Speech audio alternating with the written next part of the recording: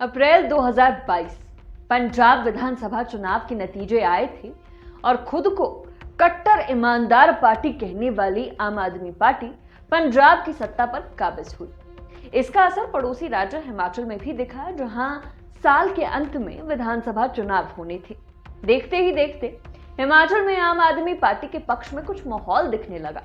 बड़े नेताओं के दौरे हुए और पार्टी ने पूरे दमखम से विधानसभा चुनाव लड़ने का ऐलान कर दिया। कांग्रेस भाजपा दोनों ओर के कई नेता आप में शामिल हुए और कई नामों को लेकर जमकर कयास लगे। सरगर्मियां तेज हुई और प्रदेश में आपके नाम की चर्चा भी तेज हो गई।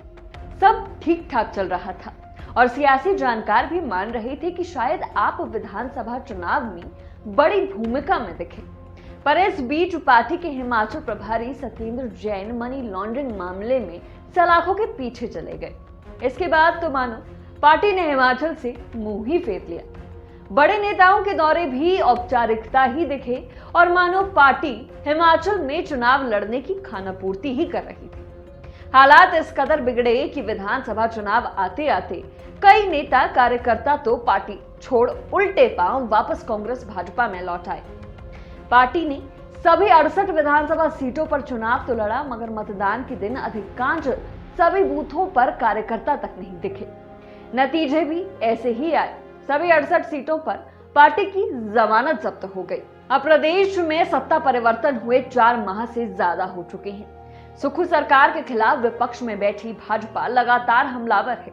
आलम यह है कि सुक्खू सरकार को हनीमून पीरियड तक नहीं मिला। कभी डी नोटिफाई तो कभी कोई और मुद्दा, पर भाजपा ने सड़क से सदन तक सुक्खू सरकार को घेरने में कोई कसर नहीं छोड़ी है। भाजपा तो सक्रिय है, मगर आपको तो मानो सांप सूंघ गया है। पार्टी संगठन निष्क्रिय है।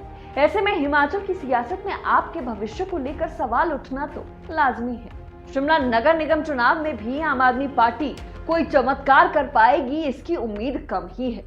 दरअसल आपने केवल 21 वार्डों में ही प्रत्याशी घोषित किए हैं। इनमें से भी एक उम्मीदवार आप छोड़ कांग्रेस में शामिल हो चुका है। वहीं विरोधी चुटकी ले रहे हैं कि आम आदमी पार्टी को 34 वार्डों के लिए प्रत्याशी तक नहीं मिले और जो मिले वो पार्टी के साथ रहना नहीं चाहते।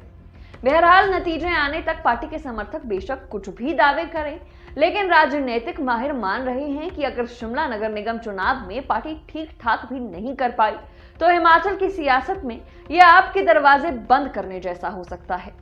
आम आदमी पार्टी को बीते दिनों राष्ट्रीय पार्टी का दर्जा मिला है, लेकिन पार्टी के लिए राष्ट्रीय स्तर पर कुछ भी ठीक नहीं घट रहा। दिल्ली सरकार में मंत्री रहे सत्येंद्र जैन के बाद अब दिल्ली के उप मुख्यमंत्री मनीष सिसोदिया भी शराब घोटाले में लगे आरोप के बाद सलाखों के पीछे पहुंच चुके हैं। वहीं अरविंद केजरीवाल से भी इस मामले में पूछताछ हुई है। उधर भाजपा अरविंद केजरीवाल पर हमलावर है और उन्हें दोषी करार दे रही है। यदि भाजपा के दावों की माने तो अरविंद केजरीवाल के खिलाफ भी कार्रवाई संभव है। अब ये परिस्थितियां हिमाचल में आम आदमी पार्टी के लिए कैसे साबित होंगी, ये देखना रोचक होगा।